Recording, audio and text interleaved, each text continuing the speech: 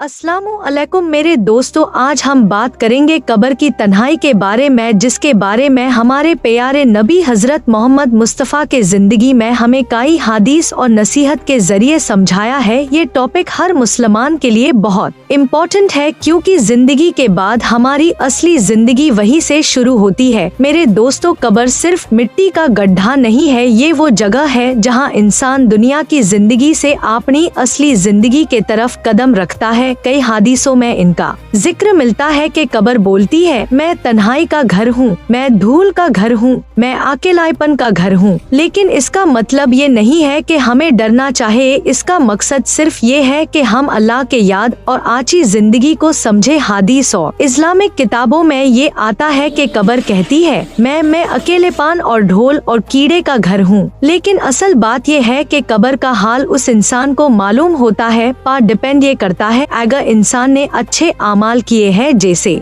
नमाज, रोजा, सदका और अल्लाह का जिक्र और कुरान, तो कब्र उसके लिए एक रोशन और सुकून वाली जगह बन सकती है। और अगर बुरे आमाल किए तो तन्हाई और मुश्किलात बढ़ सकती है। तो मेरे दोस्तों, कुछ हदीसों में ये भी जिक्र है कि कब्र बोलती है, मैं तन्हाई और कीड़ों का घर हूँ। लेकिन हमारे मोहम्मद मुस्तफ़ा ने फरमाया, मोमिन के कब्र एक रोशन बाग के तरह हो सकती है अगर उसने जिंदगी में आची जिंदगी जी और अल्लाह को याद रखा। ईमान तिर्मिज़ी किताब में ये आया है कि हमारे नबी मोहम्मद मुस्तफ़ा ने फरमाया, कब्र या तो जन्नत के बाग की तरह होगी या नरक के गड्ढे की तरह। ये हमें सिखाता है कि हमारे आमाल है कब्र को सुकून या तन्हाई बनाते हैं।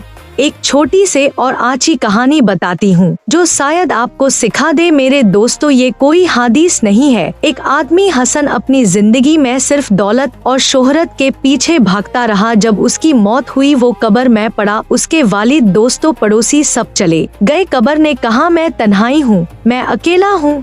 हसन ने पूछा, मेरे दोस्त कहाँ है? कब्र बोली, तेरे दोस्त चले गए, अब सिर्फ तेरे आमाल तेरे साथ है। फिर हसन को याद आया कि उसने नमाज नहीं पढ़ी और गरीबों की मदद नहीं की, रोजा नहीं रखा, सदका नहीं किया, तो उसकी तन्हाई और बढ़ गई। हसन का एक दोस्त था जिसके आमाल अच्छे थे। वो रोज नमाज पढ़ता था, गरीबों की मदद करता था। जब वो कब्र में गया, कब्र ने कहा, तुझसे मिलकर सुकून मिला, क्योंकि तू रोज अल्लाह को याद करता था। और उसकी कब्र रोशन और सुकून वाली जगह बन गई। मेरे दोस्तों, इस कहानी से हर मुसलमान को ये सबक मिलता है, कब्र सिर्फ डार्कनेस के लिए नहीं है। ये हमें याद दिलाती है कि हम अपनी जिंदगी को अल्लाह की राह में कैसे बेहतर बना सकते हैं। चलिए अल्लाह से दुआ करते हैं। और जो इस वीडियो को देख रहे हैं, आमीन जरूर बोलना। या अल्लाह हमें कब्र की तन्हाई से बचाना, आमीन। या अल्लाह हमारी कब्र को रोशन फार्मा देना, आमीन। या अल्लाह हमें अपनी रहमत में जामा फार्मा, आमीन। या अल्लाह हमारे आगले पिछले गुनाहों को माफ फार्मा, अमीन। और हमें नेक जिंदगी जीने की तौफीक अता फार्मा, अमीन या रब्बुल आलमीन। अगर आपको हमारे वीडियो पसंद आए तो लाइक करे और अपने दोस्तों को वीडियो सेंड करे। क्या पता कोई आपका दोस्त हिदायत पे आ जाए। और सब्सक्राइब जरूर करे और नायद इस्लामिक स्टोर्स और तालीमों के लिए जुड़े रहिए। अजीज की कहानी के साथ। अल्लाह हाफिज।